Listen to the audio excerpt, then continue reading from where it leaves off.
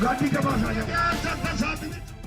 भिवानी की बिटिया को इंसाफ दिलाने के लिए अब एक ऐसा शख्स सामने आ चुका है जिसका नाम सुनने से अच्छों के हृदय की धड़कनें तेज हो जाती हैं।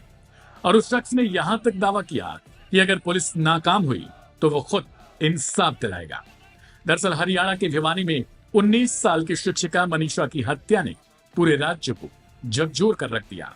मनीषा की दर्दनाक मौत को लेकर जनता में गुस्सा है, प्रदर्शन हो रहे हैं, यहां तक कि पूरे गांव को घेर लिया गया है, जिसे खुलवाने के लिए पुलिस लाख मिन्नतें कर रही है। यहां तक कि इस गांव में अब इंटरनेट भी ठप हो चुका है। अब यह मामला हाई प्रोफाइल बन चुका है, लेकिन अब इस केस में एक और खतरनाक मोड़ आ चुका है। कुख्यात गैंगस्टर लॉरेंस बिश्नोई गैंग की इस केस में एंट्री हो गई है। बताएंगे आपको आखिर बिश्नोई गैंग ने क्या कहा है, लेकिन उससे पहले केस को समझ लीजिए। क्या है मनीषा केस? मनीषा 11 अगस्त को एक नर्सिंग कॉलेज में एडमिशन के लिए पूछताछ करने गई थी, लेकिन उसके बाद से वो लापता हो गई। 2 दिन बाद 13 अगस्त को उसका शव भिवानी के खेत में बरामद हुआ। शव मिलने के बाद से ही इलाके में आक्रोश फैल गया। परिजनों और स्थानीय लोगों का आरोप है कि पुलिस ने लापरवाही दिखाई और समय पर कार्रवाई नहीं की गई। बिश्नोई गैंग ने क्या कहा? अब इस बीच लॉरेंस बिश्नोई गैंग ने इस हत्या को लेकर धमकी जारी की है।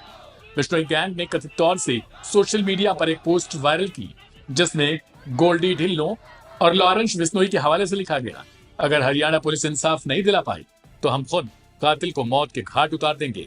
इस बयान ने पूरे मामले को और भी पेचीदा बना दिया है।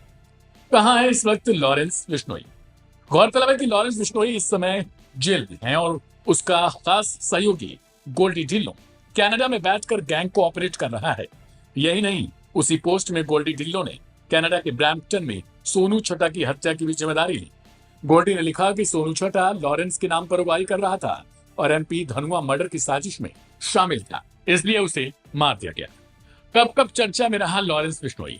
यह पहली बार नहीं है जब बिश्नोई गैंग ने इस तरह से खुलेआम किसी केस में हस्तक्षेप किया हो।